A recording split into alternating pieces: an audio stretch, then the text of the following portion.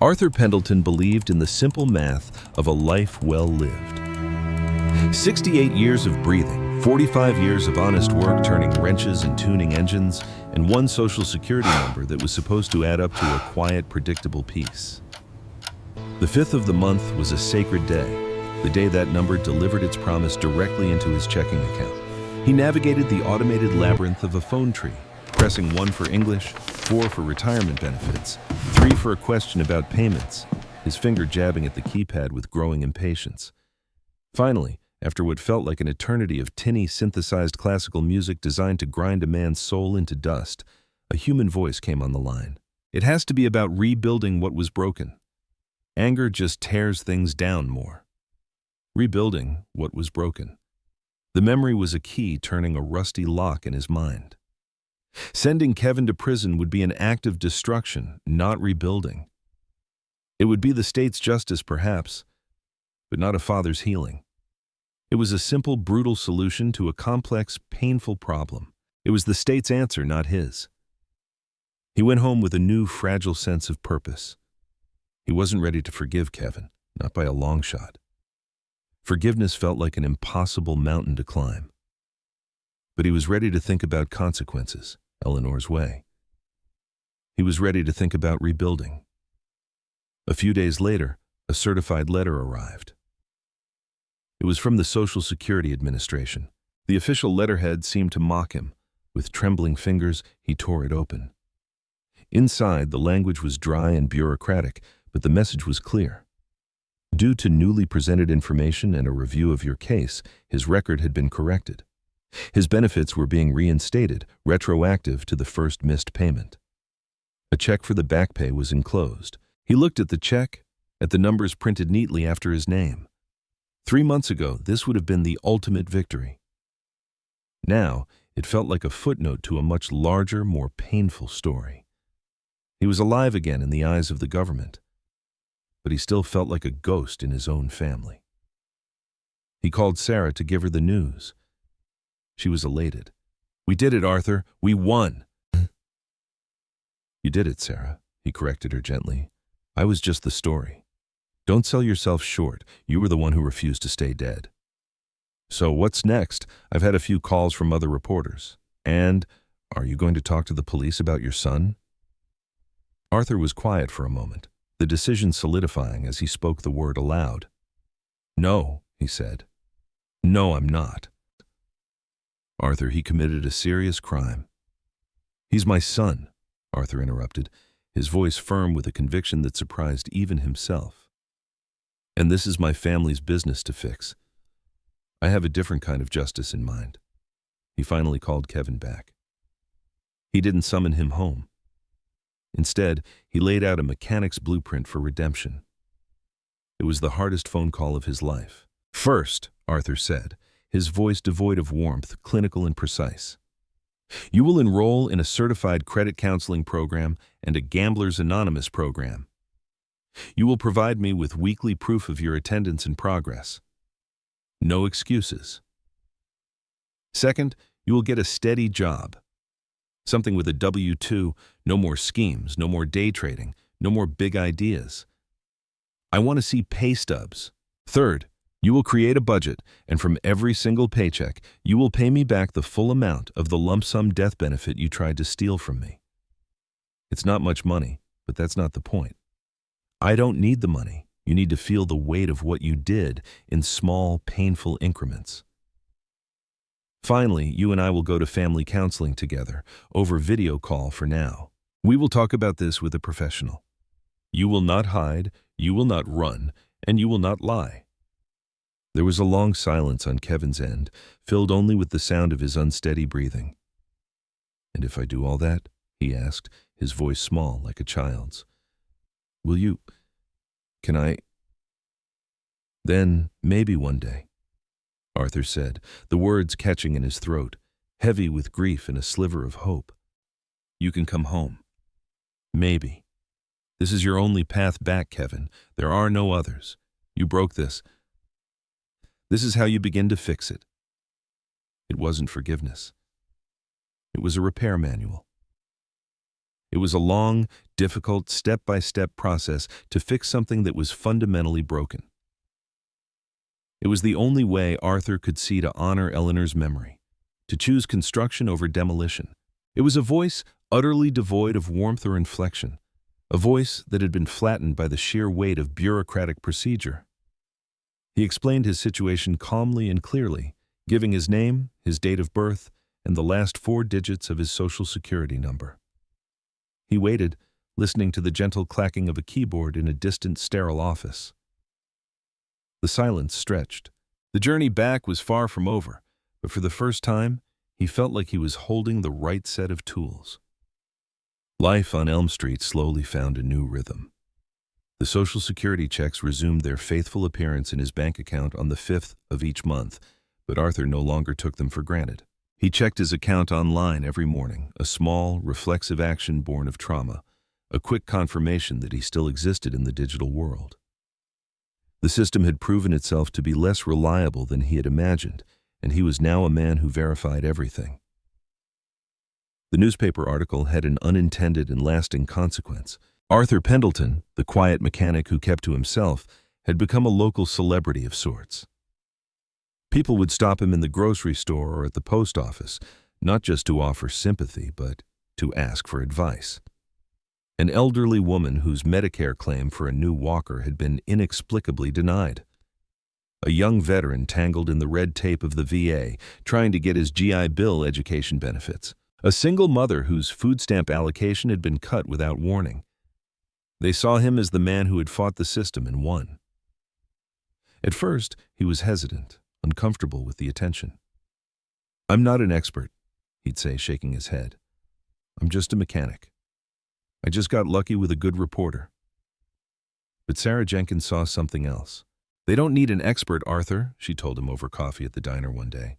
"They need someone who listens. They need to know they're not crazy. They need hope. You give them that." She encouraged him to volunteer at the local senior center's new advocacy hour, an initiative she had helped launch in the wake of his story. He agreed, reluctantly at first. He sat at a card table in the bustling community room, a pot of weak coffee and a plate of store-bought cookies nearby. The first person to approach him was a man named George, whose disability benefits had been cut off for a reason no one could explain. As George told his story, his voice filled with frustration and confusion, Arthur saw the same look of desperate, helpless bewilderment that he recognized from his own mirror. He pulled out a legal pad and a pen. "Okay, George," he said, his voice gaining the old confidence he used to have when diagnosing a sputtering engine. "Let's start from the beginning. Who did you talk to first? What did they say? Let's make a flowchart." He found a new purpose at that card table. He wasn't fixing engines, but he was diagnosing problems, identifying faulty parts in a person's struggle, and helping them map out a logical sequence of steps. He couldn't fix their problems for them, but he could give them a schematic. He could show them how to organize their paperwork into a binder, what specific questions to ask, what buzzwords to use, and which departments to call. Most importantly, he could look them in the eye and tell them they weren't crazy and they weren't alone. He was rebuilding their trust in their own ability to fight back. His relationship with Kevin was a slower, more painful project, like trying to restore a classic car that had been left to rust in a field. They had their weekly video calls with a therapist, a quiet, patient woman who guided them through the wreckage of their past. The sessions were brutal. Then the voice returned, delivering a line so absurd, so fundamentally wrong, that Arthur almost laughed. It was the kind of thing you'd hear in a nightmare, not on a Tuesday morning in your own living room. "I'm sorry, sir," the voice said, as flat and final as a closing door. "Our records show that Arthur Pendleton, Social Security number ending in 4517, passed away on April 12th of this year." Arthur had to listen to the full, sordid story of Kevin's gambling debts and the bottomless desperation that led him to the ultimate betrayal. Kevin had to face the depth of the pain he had caused, to see his father not as a bailout or a bank account, but as a human being he had profoundly wounded. Slowly, painstakingly, a new foundation was being laid. The promised emails began to arrive in Arthur's inbox. First, a confirmation of enrollment in credit counseling. Then, a screenshot of a Gamblers Anonymous meeting schedule. A few weeks later, the first pay stub from Kevin's new job at a logistics warehouse appeared. Small electronic payments, for the exact amount Arthur had calculated, began to appear in his bank account each Friday. They were just small steps, tiny movements, but they were all in the right direction. The warmth had not returned to their relationship, but a fragile, cautious respect was beginning to grow, like a seedling pushing through cracked concrete. One spring afternoon, a year after he had been declared dead, Arthur was in Eleanor's garden, on his knees, tending the roses. They were blooming furiously, a riot of crimson and pink, their fragrance thick in the warm air. His hands, no longer permanently stained with grease, were covered in rich, dark soil. He heard the crunch of gravel in the driveway and looked up to see Sarah's car pull in. She got out, holding a copy of the Northwood Chronicle, a wide grin on her face. "Thought you'd want to see this," she said, pointing to a small article on the bottom half of the front page. The headline read, "State Senator Proposes Pendleton Act to Protect Citizens from Erroneous Death Declarations." It was about a new bill being introduced in the state legislature, a bill to simplify the process for citizens to correct erroneous death records filed with government agencies, requiring a more stringent verification process. His name was right there, in black and white, attached to a piece of positive, tangible change. He read the article, a slow smile spreading across his face. He was no longer a ghost. He was a mechanic, an advocate, a father working to rebuild what was broken. He had lost his innocence about the systems he once trusted, but he had found a new faith in the power of a single, stubborn voice and the community that rallies around it. His life was not the quiet, predictable peace he had planned for, but it had a depth and a meaning he could never have imagined. The core lesson of Arthur's ordeal was etched into his new life, a set of principles he shared with everyone who came to his table at the senior center. First, be your own most vigilant guardian. Check your accounts, read your statements, question everything that looks amiss, and never assume the system will automatically protect you. Your financial life is your responsibility. Second, your identity is your most precious, non-negotiable asset. Protect your personal information fiercely, but know that if it is compromised, the fight to reclaim it is not just about money, it's about reclaiming your very existence. Finally, never underestimate the power of your own story. When you are lost in the dark, sharing your struggle can be the spark that lights the way back, not just for you, but for others who are lost right alongside you. We cannot discuss the account of a deceased individual. The words hung in the air, surreal and monstrous. Arthur sat bolt upright in the armchair, the phone suddenly feeling like a block of ice in his hand. His heart gave a painful lurch. April 12th. He remembered that day with perfect clarity. The sun had been warm on his back, the soil was cool and damp in his hands. He looked up from this newspaper at the blooming roses, a vibrant symbol of a life that always, stubbornly, finds its way back from the cold ground of winter. He was alive, truly and completely, and he had work to do. It was the day he'd finally planted Eleanor's prize-winning peace roses along the back fence, fulfilling a promise he'd made to her before she'd gone. He'd felt her presence with him then, a gentle warmth in the spring air. He was very much alive that day. He was alive now, his lungs drawing breath, his heart thumping a steady, familiar rhythm against his ribs. But the voice on the phone, the official record of his own country, disagreed. The world had moved on without him, had already signed his death certificate and closed his file. How do you prove you're living when the system you've trusted your entire life has already buried you?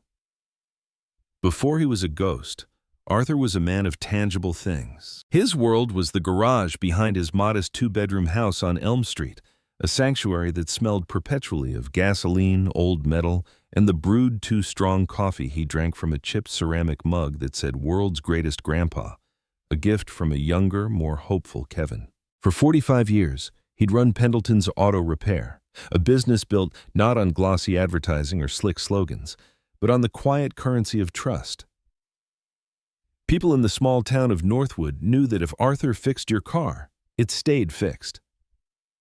He possessed a kind of mechanical empathy. He understood engines the way a doctor understood a heartbeat. He could diagnose a problem by sound alone, a telltale clicking in the lifters, a whine from the transmission that was a half-tone too high. His hands, though gnarled with age and stained with the permanent ghost of grease under his fingernails, were instruments of precision and logic. They knew the feel of a perfectly torqued bolt, the delicate tension of a timing belt. They could dismantle a carburetor and reassemble it blindfolded, each tiny spring and screw finding its home with an instinct born of decades of repetition. This was the foundation of his belief system. A problem had a cause, and with patience and the right tools, you could find it and fix it. There was an order to the mechanical world that he found deeply comforting. But this month, the fifth came and went, leaving only a hollow space in his online bank statement. A typo, he thought, a glitch in the system. Annoying but fixable. He called the bank. They saw nothing. You follow the steps, you respect the process, and the machine comes back to life. He had applied that same philosophy to his finances. Every Friday, he'd taken a portion of his earnings before anything else and deposited it into a savings account. He'd paid into Social Security without fail, viewing it as another essential component of a well-maintained engine. It was a covenant, a sacred contract between a citizen and his country. You work, you contribute, and when your hands are too stiff to turn a wrench anymore, the system takes care of you. It was supposed to be simple, reliable, and just.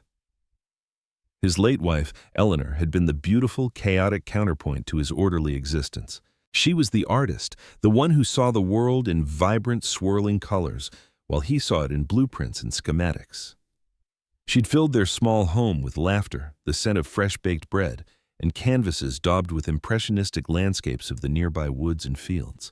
She didn't care about carburetors or compound interest. She cared about the quality of the afternoon light as it filtered through the lace curtains and the precise shade of blue in a robin's egg. It was Eleanor who had designed and planted the rose garden that was now Arthur's sacred duty to maintain. Each bloom was a living memory of her. Her death 3 years ago from a swift and merciless cancer had been the one problem Arthur couldn't diagnose, couldn't troubleshoot, couldn't fix. It had stripped the color from his world, leaving behind the stark black and white of his routines. The coffee at 6 a.m., black. The newspaper at 6:30, reading the obituaries first, a habit he'd picked up since her passing. Tending her roses at 7, his conversations with her whispered to the buds and leaves. The walk to the diner for lunch at noon, where he always sat in the same booth. Life had become a series of predictable, repeatable actions, a way to keep the engine of his own life idling without its most crucial part. His only son, Kevin, was another puzzle he couldn't seem to solve. Arthur loved him with the fierce, aching love of a father, but it was a love strained by years of accumulated worry and disappointment. Kevin was a dreamer, just like his mother, but he lacked her discipline and her resilience. He flitted from one get-rich-quick scheme to another, day trading volatile stocks, investing in cryptocurrency fads, a disastrous attempt at flipping houses with money he didn't have. Every few months, there would be a call. A desperate tone, a convoluted story of bad luck and betrayal, and finally, the request for a loan that they both knew was a gift. Arthur always gave in, his heart warring with his head. In Kevin's voice, he could still hear the hopeful boy who believed he could change the world, not the 40-year-old man, sinking under the weight of his own poor choices. Eleanor had always been the bridge between them, the gentle mediator. "Be patient with him, Art," she would say, her hand on his arm, a gesture that could calm his deepest frustrations. "He has a good heart. He just needs to find his footing." But since she'd been gone, the chasm between father and son had widened. The conversations were stilted, carefully circling the unspoken topic of money like vultures over a carcass. He called the Social Security Administration, and after an eternity of hold music designed to grind a man's soul into dust, a dispassionate voice delivered a line so absurd, so fundamentally wrong, that Arthur almost laughed. "I'm sorry, sir," the voice said, flat and final. "Our records show that Arthur Pendleton, Social Security number ending in 4517, passed away on April 12th of this year. Arthur's retirement was modest but secure, the result of a lifetime of careful planning and deferred gratification. He had his small pension from the sale of the garage, his savings, and the Social Security check that arrived on the 5th of every month like clockwork. It was enough. It was all he needed. That check wasn't just money. It was a symbol of his life's work, a tangible receipt for decades of sweat and responsibility. It was the bedrock on which his quiet, ordered life was built. The thought that it could just vanish, that the bedrock could turn to dust, was as inconceivable as the sun failing to rise. It defied all logic, all order, all the simple math he had ever known.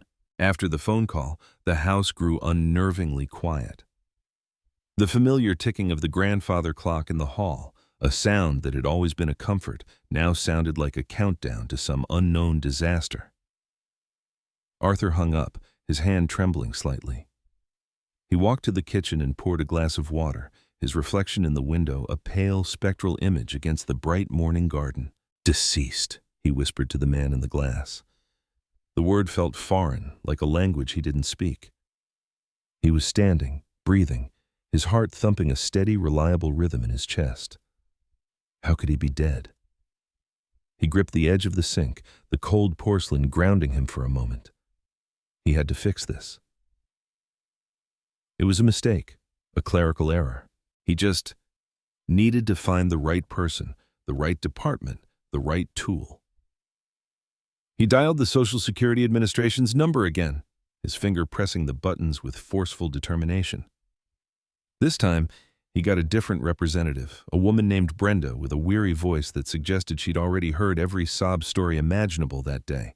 He explained the situation again, slowly and clearly, as if explaining a complex engine problem to a novice. He gave his name, his date of birth, his Social Security number. He even offered his mother's maiden name.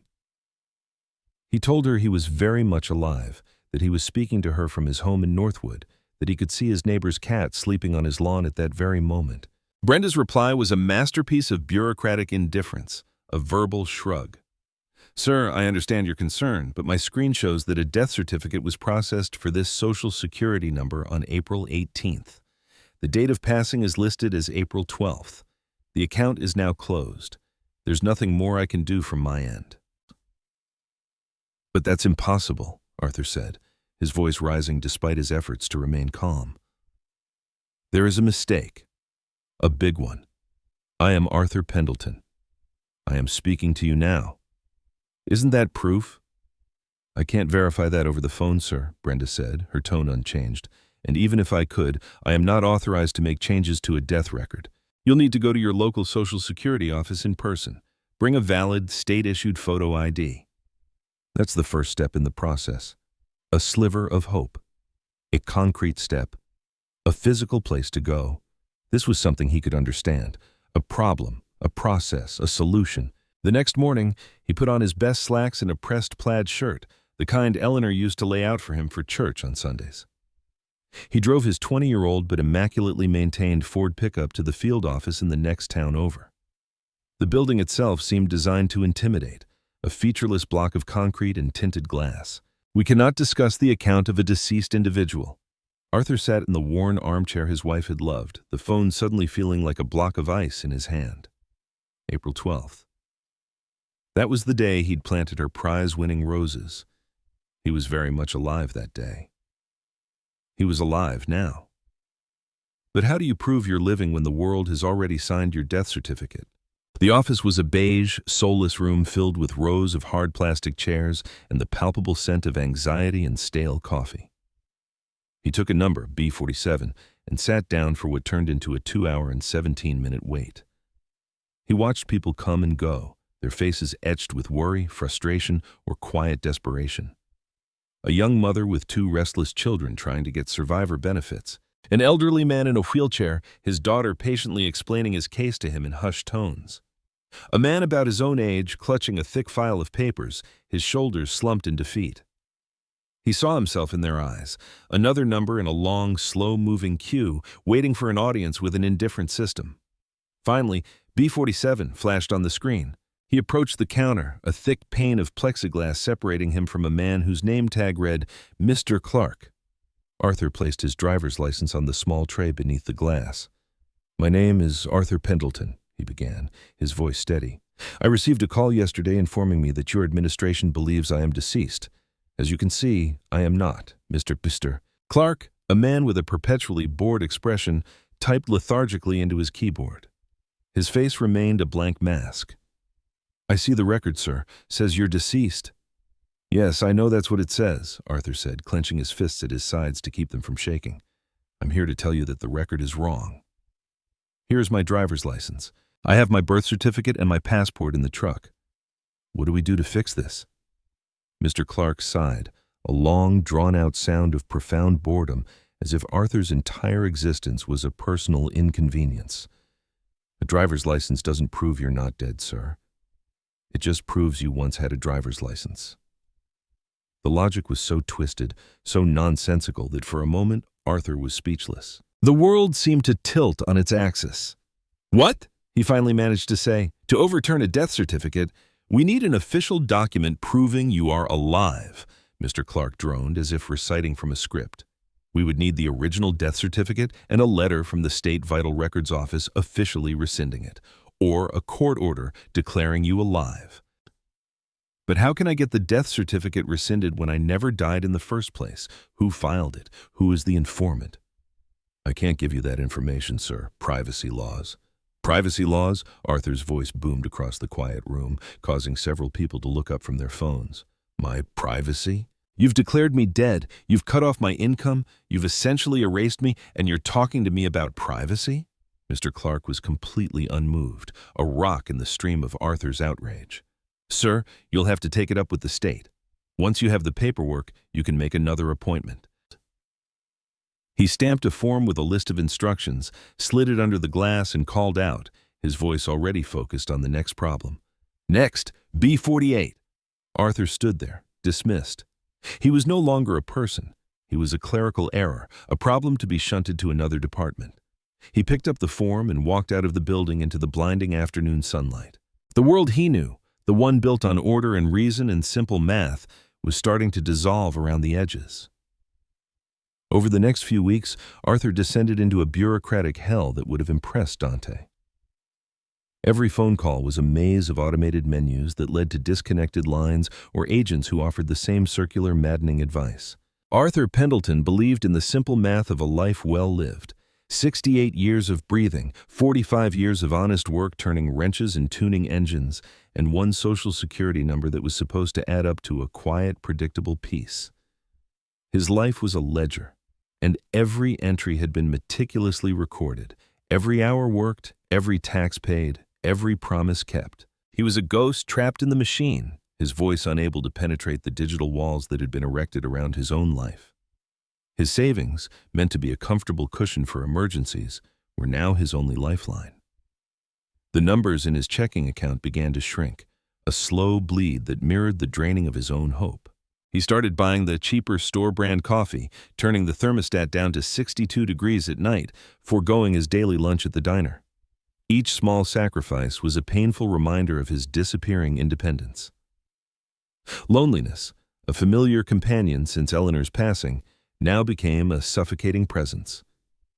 Before, he was a widower in a community.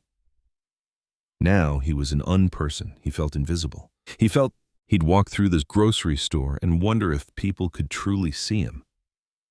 When his neighbor, Mrs. Gable, waved from her porch and called out, "Good morning, Arthur," he felt a jolt of genuine surprise.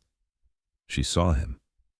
But the government, this immense, faceless entity he had paid into his whole life, had erased him.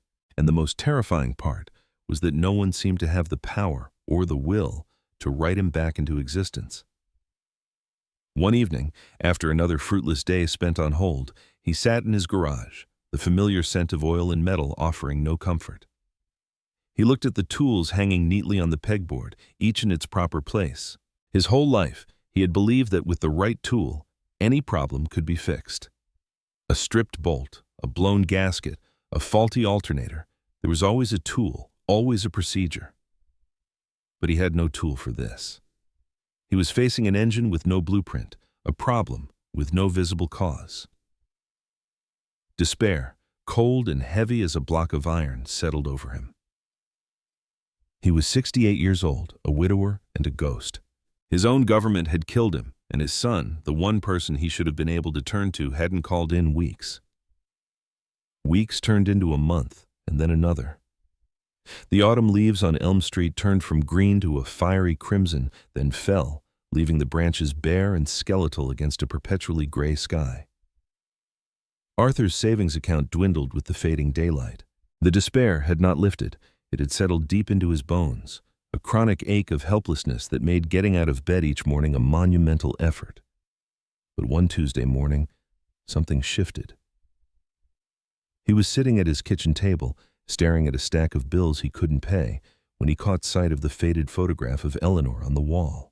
It was from their 25th anniversary, and she was smiling, her eyes full of the fierce, joyful light that he had first fallen in love with.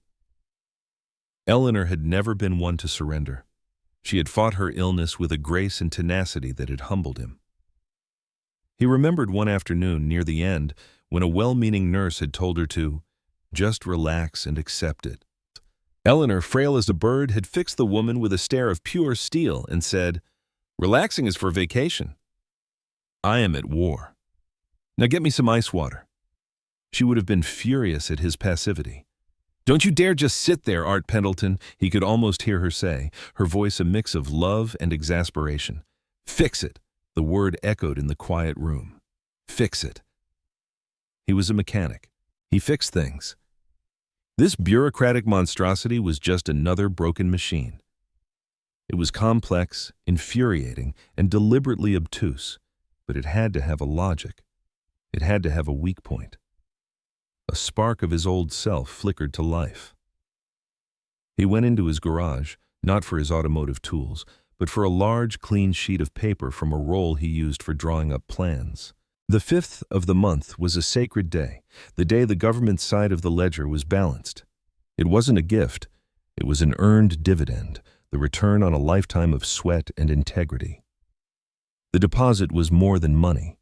It was a quiet affirmation that the system he had trusted, the one he had paid into without question for nearly half a century, was holding up its end of the bargain. He taped it to the wall and with a thick black marker began to draw a flowchart. At the top, in big block letters, he wrote, "Problem, I am declared dead." He drew lines branching out to boxes labeled SSA, State Vital Records, Bank.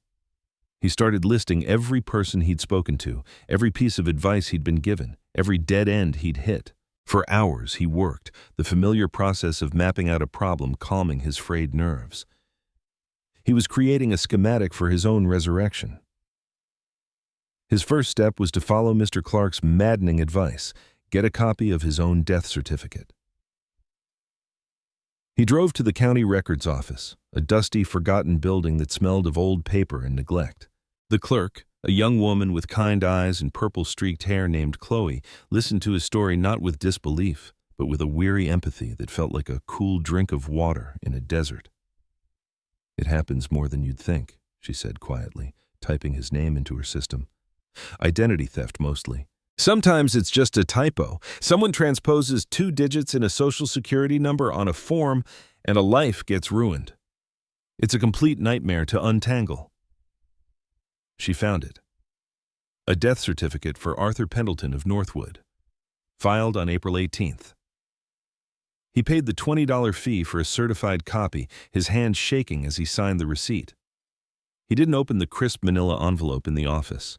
He took it back to his truck, the engine idling in the cold, and sat there for a long time, the envelope lying on the passenger seat like an unexploded bomb. Finally, he summoned the courage to look. The document was coldly, impersonally official. Name, Arthur Pendleton. Age, 68. Cause of death, acute myocardial infarction. It was a lie, printed in stark black ink on watermarked paper. His eyes scanned down the page, past the fictional details of his final moments. Then he saw the line at the bottom. Box 17, informant. This was the person who had reported his death, the source of the lie. His eyes scanned the name typed neatly in the box, and the world stopped. Kevin Pendleton. Relationship, son. Arthur read the name again, and then a third time, his mind refusing to process the letters. It felt like a physical blow, knocking the air from his lungs. The betrayal was so profound, so absolute, it was almost incomprehensible. This wasn't a stranger stealing his identity for a credit card. This wasn't a faceless government error. This was his son. His own flesh and blood. The boy he had taught it to ride a bike, holding the seat steady until he wobbled off on his own. The teenager he had taught to drive a car, patiently explaining the workings of the clutch. The man he had given loan after loan to, hoping against hope to see him finally find his footing. All the desperate phone calls, the vague stories of financial trouble, the months of silence, it all snapped into a horrifyingly clear picture. Kevin hadn't just been in trouble. He had been desperate enough to declare his own father dead. For what? A life insurance policy Arthur didn't have? The small lump sum death benefit from Social Security? The thought was sickening. It wasn't just about the money. It was the act itself. The cold, calculated decision to erase him. He drove home in a daze, the death certificate on the seat beside him, feeling like a venomous snake. The house felt different, contaminated by the knowledge. The photos of a smiling young Kevin on the mantelpiece, at his high school graduation, on a fishing trip with his dad, seemed to mock him. That night, sleep was impossible. That night, sleep was cuss. But this month, the 5th came and went with a digital silence that was louder than any alarm. Arthur sat in his worn leather armchair, the one that still held the faint, ghostly impression of his wife Eleanor's form, and stared at the screen of his laptop. He refreshed the online bank statement once, then again, watching the little circle spin. Nothing. He paced the floors, a storm of grief and rage tearing through him. This was a wound far deeper than any bureaucratic nightmare. This was a severing of the most fundamental bond. How could he confront his own son with this? How could he look into his eyes and ask him why he had wished him dead for the price of a used car?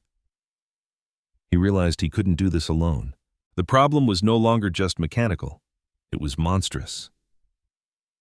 The next morning, fueled by black coffee and a sleepless night, he looked up the number for the local newspaper, the Northwood Chronicle. He asked for the news desk and was put through to a reporter named Sarah Jenkins. Her voice was sharp, intelligent, and a little impatient. "Jenkins, news. What can I do for you?" Arthur took a deep breath, clutching the receiver. "My name is Arthur Pendleton," he said, his voice cracking slightly. "And I need to tell you a story about how I died." There was a pause on the other end of the line, a sudden shift in the atmosphere. "Go on," Sarah said, the impatience in her voice replaced by a flicker of pure professional curiosity. For the next hour, Arthur told her everything. He started with the missing check and walked her through every phone call, every dead end, every condescending dismissal. He left out Kevin's name, the word too painful to speak aloud to a stranger. He referred to the informant only as a close family member. He told her about the soul-crushing circular logic of the system, a system that demanded proof of life from a man it had already buried. He told her about the death certificate sitting on his kitchen table like a judgment. When he finished, the line was silent for a moment. Then Sarah spoke, her voice now filled with a focused, righteous energy. "Mr. Pendleton," she said, "stay right where you are. Stay right. Can I come see you now? I'm bringing a photographer." The arrival of Sarah Jenkins and her photographer felt like the first ray of light in a long, dark tunnel. She was younger than he'd expected, maybe in her early 30s, with a no-nonsense demeanor and eyes that missed nothing. She moved with a quick, efficient energy that was the polar opposite of the bureaucratic molasses he'd been wading through. She listened to his story again, taking meticulous notes in a shorthand he couldn't decipher, asking pointed questions that showed she understood the nuances of the bureaucracy he was fighting. "So they want a court order declaring you alive, but to get a court order you need a lawyer, which costs money. But they've cut off your money?" she asked, a grim smile on her face. "That's a perfect catch-22. She looked at his flowchart on the garage wall and nodded in appreciation. "You're a methodical man, Mr. Pendleton." "I'm a mechanic," he replied. "I try to be." She examined the death certificate, her expression hardening as she read the fabricated details. "This is insane. We're going to run this on the front page." The photographer, a young man named Ben, took a picture of him in his garage, standing by his workbench, tools arrayed neatly behind him like a soldier's arsenal. The image they chose was one where he wasn't smiling. He just looked tired, resolute, a man pushed to the brink who had decided to fight back. 2 days later, the story ran under a headline that stretched across the entire top of the Northwood Chronicle. "The ghost of Elm Street, local mechanic declared dead by Social Security, fights to prove he's alive." The story was a bombshell in their small community. The familiar line item, the one that read, U.S. Trias 310 SOCSEC, was conspicuously absent. All that remained was a hollow space, an empty cell in the spreadsheet of his life. A typo, he thought, his mind immediately seeking the most logical mechanical explanation. The government was a vast, complex engine. Sometimes a wire gets crossed, a gear slips. Annoying, but fixable. The phone started ringing before Arthur had even finished his first cup of coffee. It was his neighbor, Mrs. Gable, sputtering with indignation. "Arthur, I saw the paper. It's an outrage. If you need anything, a casserole, a witness to say they saw you mowing your lawn, you just let me know." It was old customers from the garage offering support and sharing their own horror stories about government agencies. It was people he barely knew. He had felt invisible for months, but suddenly everyone saw him. The article gave him a new kind of existence, a public one he never would have sought, but one that felt undeniably real. That afternoon, he walked to the diner for the first time in weeks. When he opened the door, the lunchtime chatter fell silent. Frank, the owner, came out from behind the counter, wiped his hands on his apron, and shook Arthur's hand firmly. "Art," he said, his voice loud enough for everyone to hear. "Your lunch is on the house, for as long as this takes." A small round of applause broke out in the little diner. Arthur felt a lump form in his throat. He wasn't a ghost anymore. He was their ghost. Sarah didn't stop with the article. She was a dog with a bone. She started calling the regional SSA public affairs office, the state senator's office, the congressman's office. She quoted their own regulations back to them. She asked them, on the record, how a man with a valid driver's license, a birth certificate, and a pulse could be considered deceased. The official response was a wall of no comment and bureaucratic deflections, but behind the scenes, gears that had been rusted shut for months began to turn. The public embarrassment was a tool more powerful than any form he could have filled out. Amidst the flurry of activity, there was one call Arthur both dreaded and knew was inevitable. It came on a Thursday afternoon. The caller ID read, Kevin. Arthur's hand hovered over the phone, his heart pounding a heavy, painful rhythm. He let it ring 3 times before answering, his voice a low growl. Hello? Dad, I saw the article. A friend from back home sent it to me. Dad, I'm so sorry. Kevin's voice was a wreck, thick with a desperate, panicked shame. The apology felt thin, pathetic, a flimsy bandage on a mortal wound. Sorry for what, Kevin? Arthur asked, his voice dangerously quiet. For the mess? For the embarrassment? Or for filing my death certificate? A choked sob came through the phone. Dad, please, I can explain. I was in so much trouble. These guys, they were going to hurt me. I owed them money, a lot of it. I was going to lose everything. I saw this thing online about the lump sum death benefit from Social Security. It was only a few $100, but I thought I could get it, pay them just enough to back off, and then I'd call the SSA and say it was a mistake. I never thought it would get this far. I never wanted you to find out. The excuses tumbled out, a pathetic torrent of weakness and self-pity. To Arthur, it sounded like the whine of a stripped gear, the sound of a complete and total failure. You thought you could fix it? Arthur's voice rose, the rage he'd been suppressing finally breaking free like a dam. You killed me, Kevin. On paper, you signed my name and you killed me. For a few $100. Did you think about me at all? Did you think about what this would do to me, living off my savings? Having people look at me like I'm a lunatic, being treated like I don't exist, all because my own son decided my life was worth less than a gambling debt? The line was silent, except for Kevin's ragged breathing. There was nothing to say. He picked up the phone, the comforting weight of it in his hand a small anchor in a suddenly uncertain sea. He called the bank first.